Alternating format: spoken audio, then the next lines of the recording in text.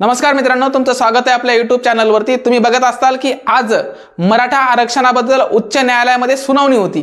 उच्च न्यायालयामध्ये नेमकी कोणती सुनावणी होती आणि मराठा समाजाला नेमकं कोणतं आरक्षण देण्यात येणार आहे? जे मराठा समाजाला SEBC मार्फत 10% आरक्षण दिलं आहे, 26 फेब्रुवारी पासून त्याची अंमलबजावणीला सुरुवात झाली आणि त्याच्या विरोधात याचिका जे गुणरत्न सदावर्ते आहे यांनी उच्च न्यायालयामध्ये टाकलेली होती। मग त्या उच्च न्यायालयामध्ये याचिका ज्या टाकलेल्या होत्या त्या याचिकेवर आज सुनावणी झाली। मग उच्च न्यायालयामध्ये सुनावणीनंतर काय सांगितलं गेलं की जे काही याचिका दाखल करते होते त्यांना राज्य मागासवर्गीय आयोगाने जे अहवाल सादर केला होता राज्य सरकारकडे, त्या अहवालाची पुरवणी पत्र त्यांच्याकडे दिलं नाही का असं उच्च न्यायालयाने सरकारला विचारलं। मग राज्य सरकारने तुर्तास सध्या टाइम मागून घेतलाय, वेळ मागून घेतलाय, जेणेकरून उच्च न्यायालयाने आता तात्काळ लगेच त्याची सुनावणी करू नये म्हणून त्यांच्याकडून वेळ मागून घेतलाय। मग राज्य सरकारने वेळ मागून घेतलाय, तो वेळ कशासाठी हा सगळ्यात महत्त्वाचा प्रश्न आहे। येणारी लोकसभेची आचारसंहिता असेल, मग येणारी लोकसभेच्या निवडणुकीच्या अगोदर कदाचित या आरक्षणाचा निर्णय लावून देणार आहेत का, म्हणजे येत्या काळात लोकसभेच्या निवडणुकीसाठी त्याचा फायदा होईल। दुसरी गोष्ट बघितलं असेल, मनोज जरांगे पाटलांची संवाद बैठका चालू आहेत प्रत्येक गावामध्ये, प्रत्येक जिल्ह्यामध्ये, प्रत्येक गावोगावी जाऊन संवाद बैठकीमध्ये सांगतायत की या ठिकाणी जे काही कुणबी नोंदी सापडल्या त्या कुणबी नोंदी अंतर्गत त्यांना प्रमाणपत्र दिलंय का। दुसरी गोष्ट बघितली असेल, सगळे सोयऱ्याच्या अंमलबजावणीसाठी कुठल्याही प्रकारचा कायदा केला नाही, या संवाद बैठकीमध्ये सर्वीकडे चर्चा चालू आहे। मग मराठा समाज हा सध्या दुविधा मनस्थितीमध्ये आहे। एकतर त्याला 10% आरक्षण SEBC मार्फत घ्यायचं का दुसरी बघितलं असेल OBC प्रवर्गामधून घ्यायचं। या ठिकाणी मराठा समाजाला एकच माहिती आहे की जे आरक्षण 100% टिकणार आहे ते 10% आरक्षण नाहीये, कारण याच्या अगोदर 16% आरक्षण दिलं होतं, 13% आरक्षण दिलं होतं, ते कायमस्वरूपी टिकलं नाही। म्हणून मराठा समाजाची एकमताने मागणी आहे की जे काही तुम्ही कुणबी प्रमाणपत्र देऊन सगळे सोयऱ्याच्या अंतर्गत कायदा करणार होते ते सगळे सोयऱ्याचा कायदा केला का आणि त्याच्यावर अंमलबजावणी करण्यासाठी किती तत्पर आहात तुम्ही, आणि कायदा करून अंमलबजावणी होणं लवकर गरज आहे, कारण येणारी लोकसभेची आचारसंहिता लागली तर मग कुठल्याही प्रकारचा निर्णय होणार नाही। आणि येणारी लोकसभेची निवडणूक एकदा का होऊन गेली मग त्याच्यानंतर विधानसभा येईल, मग विधानसभेच्या आचारसंहितेची वाट बघा, त्याच्यानंतर विधानसभेच्या निवडणुकीची वाट बघा, मग मराठा आरक्षणाचा मुद्दा असा फरफटत किती दिवस चालणार आहे। मराठा समाजाला आरक्षण कायमस्वरूपी टिकणार ते सगळे सोयऱ्याच्या अधिसूचनेवर आहे आणि याच्या अंतर्गत तुम्ही मराठा समाजांचा सत्तेसाठी आतापर्यंत उपयोग करत आलात, मग इथून पुढे सुद्धा मराठा समाजाचा सत्तेसाठीच वापर करणार का, येणाऱ्या इलेक्शनच्या मतदानासाठीच वापर करणार का। मग त्यांच्या मागणी जी हक्कासाठी आहे, त्यांच्या आरक्षणाची मागणी आहे, त्याला कुठपर्यंत तुम्ही न्याय देणार आहात जेणेकरून मराठा समाजाला सुद्धा त्या आरक्षणाचा लाभ घेता येईल। म्हणजे हा आरक्षणाचा लाभ लोकसभेची निवडणूक झाल्यावरच घेता येईल का। आता पोलीस भरतीसाठी तुम्हाला मी याच्या अगोदर व्हिडिओ मार्फत सांगितलं होतं, जे काही तुम्ही अंमलबजावणी केली त्या अंमलबजावणी केल्यानंतर तुम्ही प्रशासनाला निर्देश आणि आदेश दिलेत का की त्या पोलीस भरतीमध्ये त्या मुलांना SEBC मार्फत प्रमाणपत्र काढून फॉर्म भरता येईल, पण तुम्ही आदेश आणि निर्देश दिले नाही। आज जर तुम्ही बघितलं असेल म्हणतायत की दिलेत, पण या ठिकाणी तहसील ऑफिसमध्ये गेल्यानंतर मुलांना ते का म्हणतात की आम्हाला कुठल्याही प्रकारच्या सूचना आल्या नाहीत। मग अशा प्रकारची दुविधा मनस्थिती मुलांची सुद्धा झाली आहे आणि मराठा समाजातील व्यक्तींची जर बघितलं असेल त्यांचीच मुलं गोरगरीब घराण्यातील असतील, त्यांना जर अशा प्रकारे आरक्षणाचा लाभ मिळाला नाही तर मग हे दोन्हीकडूनही गेले। म्हणजे या ठिकाणी EWS आरक्षण तुम्ही रद्द केलं, त्याच्यातूनही तो गेला, म्हणजे या ठिकाणी त्याच्यातून त्याला फॉर्म भरता येणार नाही। दुसरी गोष्ट SEBC प्रमाणपत्र नाही भेटलं, त्याच्यातूनही फॉर्म भरता येणार नाही, मग ढकलला गेला का ओपन मध्ये। मग या ठिकाणी तुम्ही SEBCच्या जागा काढल्या, त्यांच्यासाठी कोटा निर्माण केलाय, तर तात्काळ त्याची अंमलबजावणी करण्यासाठी आदेश आणि निर्देश तात्काळ द्यावेत, जेणेकरून 4 ते 5 दिवसामध्ये त्या मुलांना SEBC प्रमाणपत्र भेटतील। पण या ठिकाणी ते SEBCचं प्रमाणपत्र भेटलं तरी मराठा समाजातील व्यक्तींना 100% माहिती ते किती दिवस टिकणार आहे आणि त्याच्या टिकवण्यासाठी तुमचंच सरकार आणावं लागल म्हणजे ते टिकल असं त्यांना वाटतंय। कारण का, कारण याच्या अगोदर सुद्धा तुम्ही म्हटलेलं आहे की आम्ही आरक्षण दिलं, त्याच्यानंतर आम्ही गेल्यानंतर दुसरं सरकार आल्यामुळे ते आरक्षण टिकलं नाही। म्हणजे आरक्षण टिकवण्यासाठी तुम्हाला सत्तेमध्ये किती दिवस बसवायचं, या ठिकाणी मेन महत्त्वाचा प्रश्न आहे। आरक्षण टिकवायचं सत्तेत बसवायचं हाच महत्त्वाचा तुमचा प्रश्न आहे का। मग मराठा समाजाला प्रत्येक वेळेस सत्तेसाठी वापर करण्यात येणार आहे का, त्यांना तुमच्या मतदानासाठी किती दिवस मागे फिरवणार। या ठिकाणी त्यांना तुमच्या सतरंज्या सुद्धा उचलवल्या लावल्या, त्यांच्या पाठीमागं फिरायला लावलं, आतापर्यंत त्यांच्या मागणी जी आहे आरक्षणाची ती का मान्य केली नाही। त्यांचं म्हणणं आहे आरक्षणाची जी मागणी आहे तुम्हीच काढलेला सगळे सोयऱ्याचा अध्यादेश, ते काय कुठल्याही प्रकारचा मराठा व्यक्तीने काढला नाही, हा राज्य सरकारमधीलच आपल्या व्यक्तींनी काढलेला आहे की सगळे सोयऱ्याचा अध्यादेश अधिनियम कायदा करून त्याची अंमलबजावणी करण्यात येईल, जेणेकरून कुणबी नोंदी ज्यांच्याकडे नाहीत त्या कुणबी नोंदी सगळे सोयऱ्याच्या म्हणजे रक्तगटातील व्यक्तींना कुणबी प्रमाणपत्र देण्यात येईल, याच्यामुळे तो अध्यादेश काढलेला आहे। आणि होईल तेवढं तुम्ही लवकर लोकसभेची वाट का बघताय। सध्या बघितलं असेल लोकसभेचे विचित्र चित्र दिसते सगळ्यांच्या पुढे। कारण सत्तेतील व्यक्ती असो किंवा विरोधातील व्यक्ती असो, प्रत्येकाला असं वाटतं की माझ्या लोकसभेच्या जागा जास्त आल्या पाहिजे आणि मला जागा जास्त भेटल्या पाहिजे। कारण ओढाताण चालू आहे, प्रत्येकाला वाटतं की माझ्या लोकसभेच्या जागा जास्त यायला पाहिजे।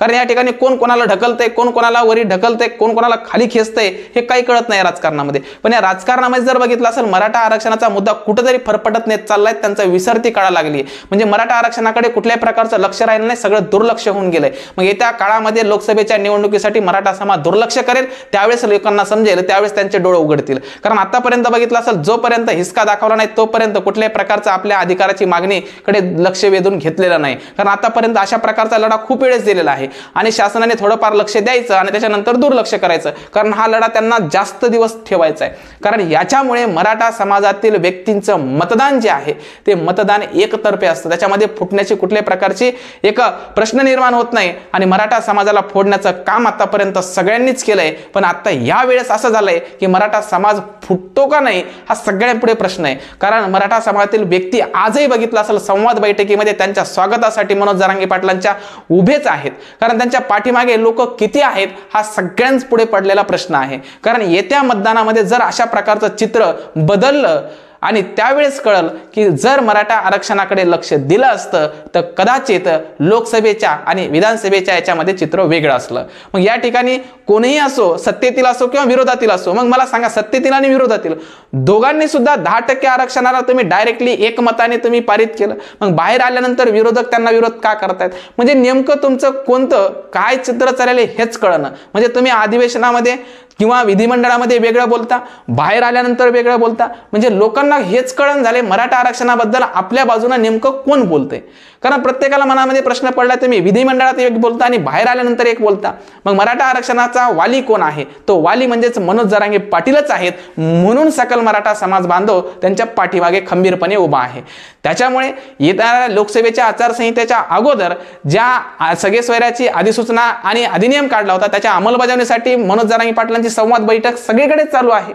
लोकांना जनजागृती करून लोकांमध्ये हे सुद्धा कळणं गरजेचं आहे की ती सगळे सोयऱ्याचे अधिनियम आणि अध्यादेश नेमका काय होता, प्रत्येकाला कळणं गरजेचं आहे। आणि 100% आरक्षण टिकणारं, कायद्यात बसणारं ते आरक्षण म्हणजेच कोणतं आहे? ते कुणबी प्रमाणपत्र। कारण ते आपल्या हक्काचं आहे, विनाकारण आपण दुसऱ्या कुठल्याही गोष्टी मागत नाहीत। तुम्ही जे सगळे सोयऱ्याची अधिसूचना काढली त्याच्यावरच हे मराठा समाज मागणी करतोय, दुसरं तिसरं काहीच नाही। याच्या अगोदर सरसकट शब्द होता, तो सरसकट शब्द काढून टाकला आणि सगळे सोयऱ्या चालवला। या ठिकाणी मनोज जरांगे पाटलांनी सगळे सोयऱ्याचा संबंध जोडलाच नव्हता, त्यांनी शब्द आणलाच नव्हता। हा राज्य सरकारमधील व्यक्तीने ते सगळे सोयऱ्याचा शब्द आणला होता आणि त्याला मान्यता सुद्धा मनोज जरांगे पाटलांनी दिली होती। वाशी या ठिकाणी गुलाल सुद्धा उधळायला लावला होता। मग त्या गुलालाचा अपमान 100% होतोय असं चित्र दिसतंय। कारण मराठा समाजाला तुम्ही अपमानात जर केलं तर येत्या काळामध्ये लोकसभेला आणि विधानसभेला तुम्हाला वेगळं चित्र 100% दिसू शकतं। म्हणून या ठिकाणी लोकांनी एकच ठरवलंय, जे आपल्या बाजूने आहेत त्यांच्याच बाजूने हा मराठा समाज उभा राहू शकतो। येत्या काळामध्ये जर बघितलं असेल, लोकसभेची निवडणूक, विधानसभेची निवडणूक प्रत्येक पक्षाचे उमेदवार उभे राहतील, पण या ठिकाणी मराठा समाजातील व्यक्तींचे मतदान कुणीकडे फिरतील हे तुम्हाला येत्या काळामध्ये दिसणार आहे। म्हणून याकडे तुम्ही लवकर लक्ष द्यावे आणि उच्च न्यायालयामध्ये जो निर्णय चालू आहे, उच्च न्यायालयामध्ये जी सुनावणी चालू आहे त्याच्याकडे सुद्धा वेळ तुम्ही घेतलेला आहे। तो वेळ सुद्धा लवकरात लवकर उच्च न्यायालयाच्या मागणीकडे तुम्ही दुर्लक्ष करू नये, त्यांच्याकडे सुद्धा लक्ष द्यायला पाहिजे। कारण लोकांना सुद्धा कळलं पाहिजे की 10% आरक्षण खरंच तुम्ही टिकवणार आहात का, आणि जर तुम्ही टिकवणार असाल तर तुम्ही एवढा वेळ का लावतायत आणि वेळ लावताय त्याचा अर्थ नेमकं काहीतरी काळं धोरं दिसतंय। म्हणजे या ठिकाणी तुम्ही लोकसभेच्या निवडणुकीचा शृंगार फेकणार, म्हणजे तुम्ही पुंगी वाजवणार, त्याच वेळेस मराठा आरक्षणाचा इकडून निकाल येणार का 10% आरक्षणाचा? ती बी लोकसभेच्या निवडणुकीसाठीच का, फक्त विधानसभेच्यासाठीच का? येत्या काळामध्ये 100% टिकेल का नाही? मग याच्यानंतर तुम्ही बघितलं असेल वेगळं चित्र बदललं, मग ते आरक्षण गेलं तिकडं। परत मराठा समाजाने उठायचं, आंदोलन करायचे, मोर्चे, उपोषण हेच किती दिवस करायचं? मराठा समाजाने तेच केलंय का? आतापर्यंत तुम्ही तेच करायला लावलं। त्यांना मतदानासाठी मागं फिरवायचं, सत्तेसाठी मागं फिरवायचं आणि त्यांच्या मागणीकडे दुर्लक्ष करायचं। आता हीच वेळ आहे, मराठा समाजाने योग्य वेळ निवडलेली आहे। याच वेळेमध्ये 100% आरक्षण मिळू शकतं आणि येत्या काळामध्ये जर नाही मिळालं तर कदाचित पुढल्या वेळेस हे मिळूच शकत नाही, हे 100% त्यांना माहिती झालंय। म्हणून मनोज जरांगे पाटलांच्या स्वागतासाठी, त्यांच्या पाठिंब्यासाठी 100% रातोरात म्हणलं तुम्ही कोणत्याही वेळेला त्यांच्या पाठीमागे लोक जात आहेत, त्यांच्या पाठीमागे खंबीरपणे उभे आहेत। या प्रकारे राज्य सरकार असो किंवा विरोधातील व्यक्तीने जरासे लक्षात घ्यावे आणि सगळे सोयऱ्याच्या अधिनियमाच्या अंमलबजावणी देण्यासाठी कायद्याची काहीतरी तरतूद करावी, जेणेकरून हरकती ना हरकती याच्यावर विचार करून लोकांपुढे मांडल्या पाहिजेत आणि लोकांना सुद्धा त्या कळणं गरजेचं आहे. मग मनोज जरांगे पाटलांच्या संवाद बैठका चालू आहेत, त्यांना सुद्धा विरोध होत आहेत. प्रत्येक गावातून बघितलं असेल काही जण विरोध करणारे खूप आहेत, कारण जो व्यक्ती मॅनेज होणार नाही त्याला मी 1000 वेळेस सांगितले, डॅमेज करणारे आजूबाजूला भरपूर जण असतात. कारण डॅमेज करणाऱ्याची संख्या खूप झालेली आहे. कारण त्यांना जर बघितलं असेल विकत घ्यायला काहीच वेळ लागत नाही, पण तो माणूस विकत नाही ना, म्हणून त्याला डॅमेज करण्याचा प्रयत्न चालू आहे. पण मराठा समाजाने ओळखलं आहे डॅमेज करणारे कोण आहेत आणि खरंच मनोज जरांगे पाटील आपल्यासाठी लढणारे एक नेतृत्व उभा आहे आणि त्याच्यासाठी कायमस्वरूपी लोकांनी साथ देण्याचं ठरवलं आहे. तर सरकारने लवकर याकडे लक्ष देऊन निर्णय द्यावा ही सकल मराठा समाजातील व्यक्तींची मागणी आहे. ठीक आहे, थांबतो इथं. धन्यवाद.